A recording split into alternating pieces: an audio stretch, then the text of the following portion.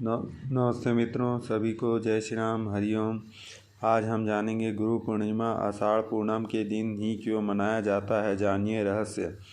आषाढ़ शुक्ल पक्ष पूर्णिमा को गुरु पूर्णिमा एवं व्यास पूर्णिमा कहते हैं। गुरु पूर्णिमा गुरु पूजन का दिन है।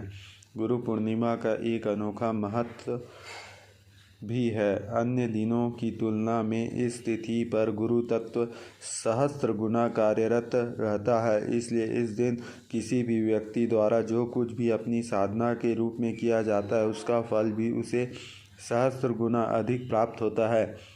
इस साल 23 व 24 जुलाई को गुरु पूर्णिमा पड़ रही है। भगवान वेद व्यास ने वेदों का संकलन किया, 18 पुराण और उप पुराण की रचना की। ऋषियों में बिखरे अनुभव को समाज भोग्य बनाकर व्यवस्थित किया। पंचम वेद महाभारत की रचना इसी पूर्णिमा के दिन पूर्ण की और विश्व के सुप्रसिद्ध आर्ष ग्रंथ ब्रह्मसूत्र का लेखन इसी दिन आरंभ किया। तब देवताओं ने वेद व्यास का पूजन किया।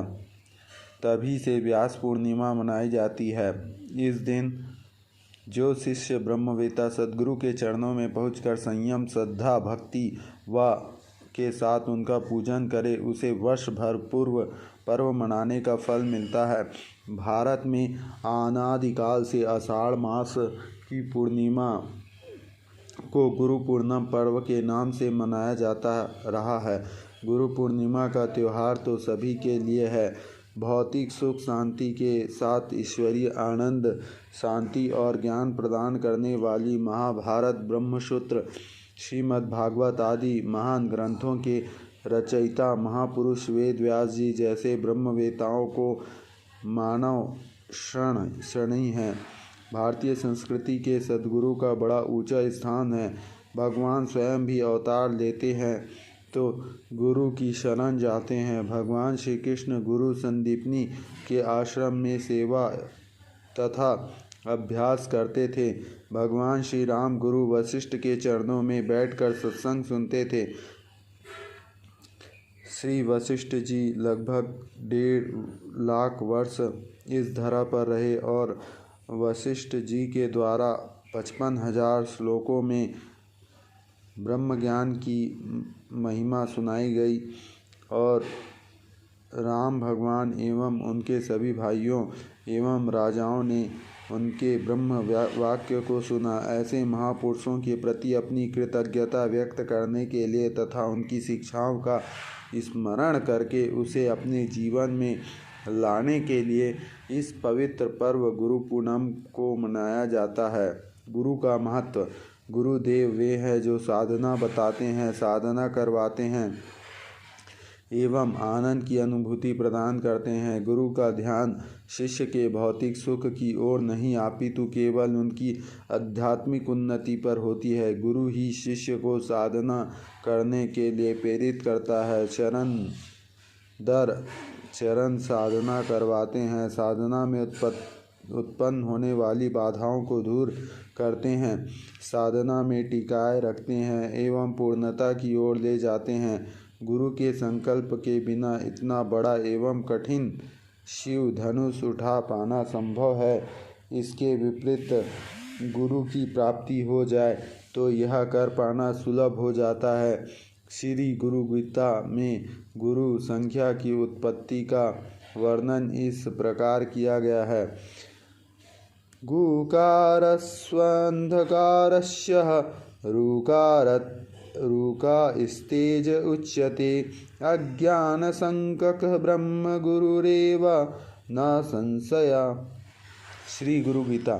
अर्थात गु अर्थात अंधकार अथवा अज्ञान एवं रु अर्थात तेज, प्रकाश अथवा ज्ञान। इस बात में कोई संदेह नहीं है कि गुरु ही ब्रह्म है जो अज्ञान के अंधकार को दूर करते हैं। इससे ज्ञात होता है कि साधक के जीवन में गुरु का महत्व अनन्य है। इसलिए गुरु प्राप्ति ही साधक का प्रथम ध्येय है। गुरु प्राप्ति से ही ईश्वर प्राप्ति होती है, अथवा यूँ कहें कि गुरु प्राप्ति होना ही ईश्वर प्राप्ति है। ईश्वर प्राप्ति अर्थात मोक्ष प्राप्ति, मोक्ष प्राप्ति अर्थात निरंतर आनंद अवस्था। गुरु हमें इसे अवस्था तक पहुँचाते हैं। शिष्य को जीवन मुक्त कराने वाले गुरु के प्रति कृतज्ञता व्यक्त करने के लिए गुरु पूर्णिमा मनाई जाती है। गुरु पूर्णिमा की अध्यात्म शास्त्रीय महत्व। इस दिन गुरु स्मरण करने पर शीघ्र अध्यात्म उन्नति होने में सहायता होती है। इस दिन गुरु का तारक चैतन्य वायुमंडल कार्यरत रहता है। गुरु पूजन करने से जीवन को हमको चैतन्य लाभ मिलता है। गुरु पूर्णिमा को व्यास पूर्णिमा भी कहते हैं। गुरु पूर्णिमा पर सर्वप्रथम व्यास पूजन किया जाता है। एक वचन है व्यासो शिष्टिकम जगतः सर्वम। इसका अर्थ है विश्व ऐसा कोई विषय नहीं जो महर्षि व्यास जी के उच्छिष्ट अथवा जूठन नहीं है, अर्थात कोई भी विषय महर्षि व्यास जी के द्वारा अनछुआ नहीं है। महर्षि व्यास जी ने 4 वेदों का वर्गीकरण किया है। उन्होंने 18 पुराण, महाभारत इत्यादि ग्रंथों की रचना की है। महर्षि व्यास जी के कारण ही समस्त ज्ञान सर्वप्रथम हम तक पहुँच पाया है। इसलिए महर्षि व्यास को आदि गुरु कहा जाता है। ऐसी मान्यता है कि उन्हीं से गुरु परंपरा आरंभ हुई है। अर्ध शंकराचार्य जी को भी महर्षि व्यास का अवतार मानते हैं। गुरु पूजन का पर्व। गुरु पूर्णिमा अर्थात गुरु के पूजन का पर्व।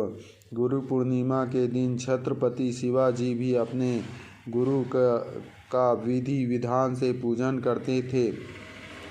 वर्तमान में सब लोग अगर गुरु को नहलाने लग जाए तो, तिलक करने लग जाए, हार पहनाने लग जाए तो यह संभव नहीं है। लेकिन षोडशोपचार की पूजा से भी अधिक फल देने वाली मानस पूजा करने को कहते हैं।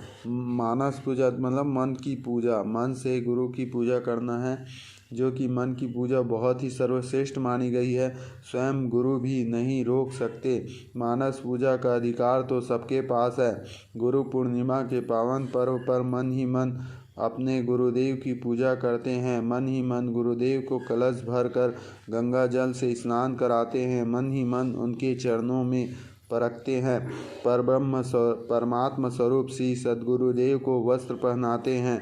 सुगंध, चंदन, तिलक, सुगंधित गुलाब और मोगरे की माला पहनाते हैं।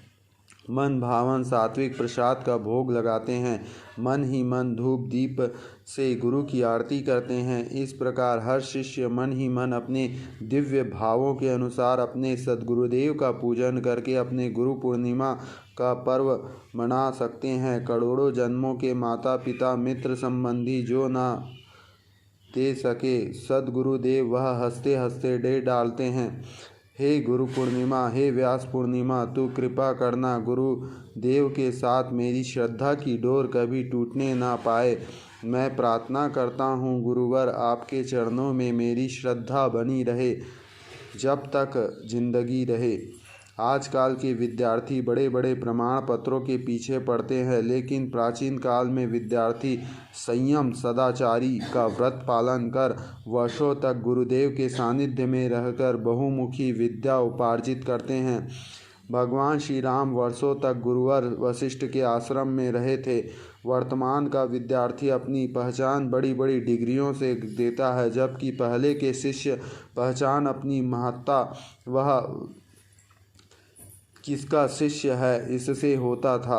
आजकल तो संसार का कचरा खोपड़ी में भरने की आदत हो गई है। यह कचरा ही मान्यताएं, कृत्रिमता तथा राग द्वेष बढ़ाता है और अंत में मान्यता ही दुख में बढ़ावा करती है। अतः मनुष्य को चाहिए कि वह सदैव जागृत रहकर सत्पुरुषों के सत्संग सानिध्य में रहकर परम तत्व परमात्मा को पाने में परम पुरुषार्थ करते रहे। जय श्री राम, जय गुरुदेव।